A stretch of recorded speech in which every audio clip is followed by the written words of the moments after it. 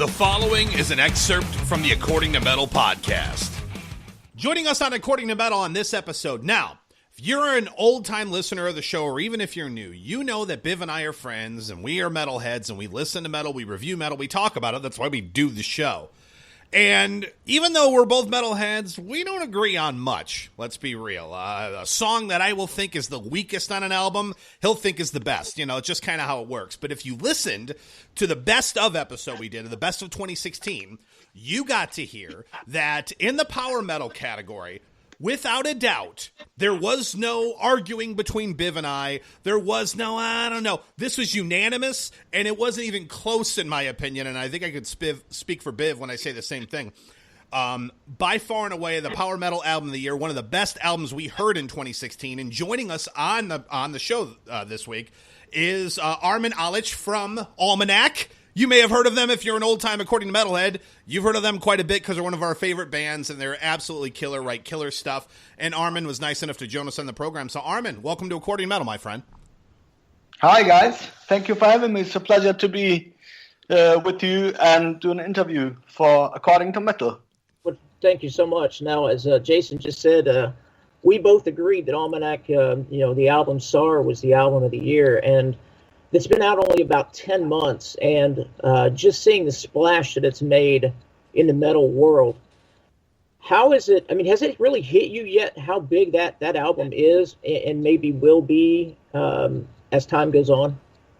Yeah, well, as you can imagine, as a musician, you always have a different perspective than people like fans, people who just love to listen to the music. But from what I can say, is like that we are very happy with the reactions we are getting, and so especially when you think of that, it's a whole new band which just started out not too long ago. So we are very pleased with everything which has happened since the album has been released. Well, and that was one of my questions, Armin, is obviously Victor decides to start his own band. He forms Almanac, and you're part of the band. So how did you get involved in it? How did that all happen? Take us through that. Oh, yeah. Yeah, it's, I'm very happy, of course, to be a part of Almanac. And Victor and myself, we go back pretty long time already because I don't know if you ever heard his solo album, Majesty and Passion, where he did renditions of Johann Sebastian Bach's music. Do you know this one? I have heard of it, but I have not listened to it. But yes, I did know he did his own thing while he was in Rage. He kind of broke off and did that as a side project himself, correct? No, the Bach album, it has been released in 2004, I think, so already a long time ago. And I played on this album already, Oh. So, and how this came about was... I think I met Victor in 2003 when I was playing in a band which was called Forces at Work, and it was kind of like very progressive metal band, And Victor back then he used to run a club in the place where he lived, and once a month I think he invited underground bands to play at the club, and so we got the invitation to play. And luckily, when we played at his club, he was around. He was not on the road. So he actually, he saw us and he heard what we did. And he liked it. So he invited us to play one song on the solo album. And that's what we did. And then this album got released in, I think, end of 2004. And since then, because we really got along very well and had a lot of fun in the studio to work on the one song, which we did for his album. And since then, we always stayed in touch, But still, for me, it was like I read in the metal press that he was leaving Rage and he was going to do a new band. But when he called me, I got a call out of the blue, and it was still pretty much surprising. I didn't really expect him to call me, and so I was very happy and of course, I didn't need to think about to say yes. It was like very immediate response from my side. Absolutely. I would totally say yes to that in a heartbeat too. And so this CD's been out now almost a year, and you guys are still on the road and still, and now you're doing a headlining tour in Europe. And for all our European listeners, don't miss that. And we're so sad to hear in the States, we probably will never get to see you guys. It's just because of how sad the state of metal is in this country. But are you guys already beginning to at least think about ideas for the next CD? Are you kind of doodling that on the road? Are you not thinking about it at all? Kind of where are you in that process? So I'm not sure if I got the question right. You're asking if we are already working on a second album? Yes. Oh, yeah. Yeah, we're just in the process of starting to think about it, and like when we have finished the headlining tour, which we will do in February, we will start to work on the music, and I think it's going to be somewhere around March, where we're going to do new songs, and then like April should be start of recordings. Oh, wow. That's soon. That's great. Yeah. Very curious because, as I said, like up to now, we didn't try any new ideas, but I know that Victor is already working on some riffs and stuff. And then after we finish the tour, we will go into it and see what happens. One of the things that I get from listening to the album is being a 7-piece band and also being a band that has a lot of symphonic elements to it and et cetera, et cetera. Did you have any worries about how that would play in a live setting? And how has the response been so far from the fans hearing it live? How's that connection and that relationship been on stage? Actually, we did not worry before, because before we went in the studio, we played the music together, and I think also Victor had composed it in a sense to work well on stage. But then still, when the first tour we did was together with Auden Ogan, the guys. Mm-hmm. Oh yeah, absolutely.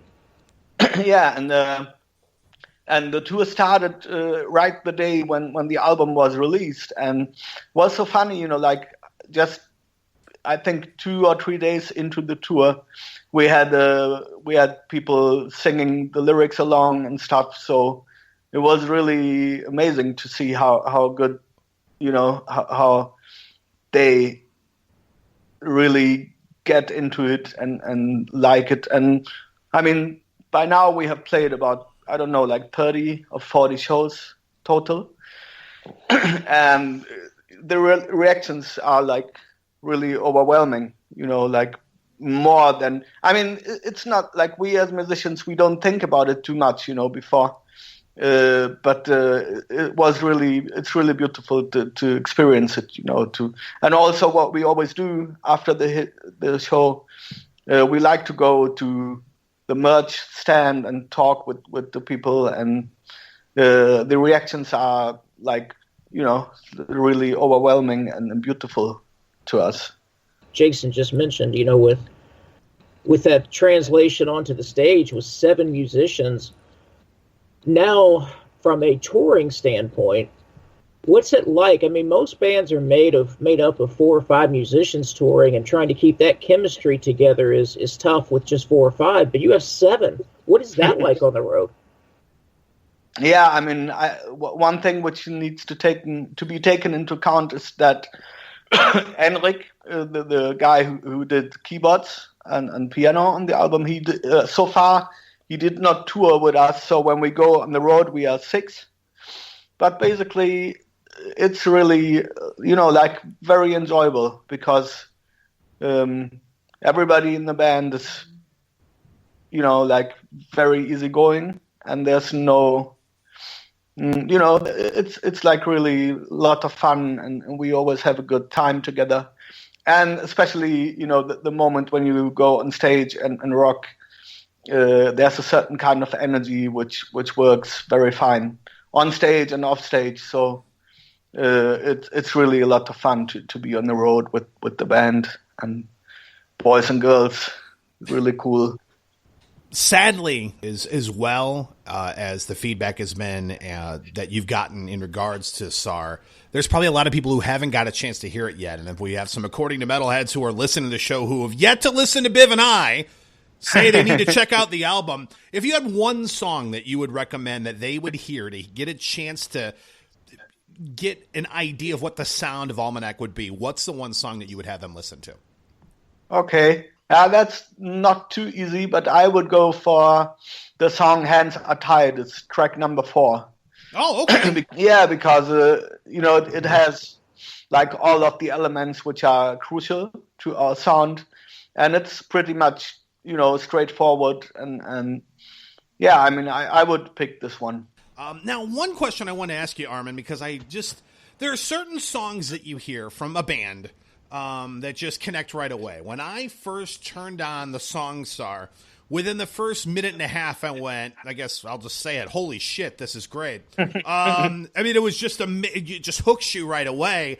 Self-Blinded Eyes just from the get-go grabs a hold of you.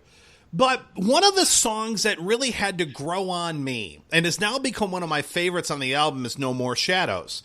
And It had me thinking as I was listening to it even earlier today, we know what it's like to have a track that we as fans listen to and go, I wasn't really digging this as much, and now it's one of my favorites. I have to imagine, as somebody in a band, it's got to be something similar. Is there a song on the album, actually you can even talk about No More Shadows too, but is there a song on the album that maybe as you were writing it or as you were recording it, you're going, okay, I mean, it's probably not the best song on the album, but it's okay. And now, maybe because of the way you play it live or whatever it might be, it's now become one of your favorites to play or just one of your favorites on the album. Do you have any examples of that kind of situation? Actually, I mean, very often this can be the case, but in this with this album and with this situation we are in now, I have to honestly say no, because in the process of writing, we really took care of just put songs on the album which we really liked a lot and which we loved, and we felt that in the total, like when you combine all of them, it would make sense as a whole, So basically, of course, I mean, when you take it out on the road and then you play songs, then yes, of course, we work more on details, and then, but also I would say that from my point of view, like, my favorites, this is also shifting. It's not, for some point of time, it might be,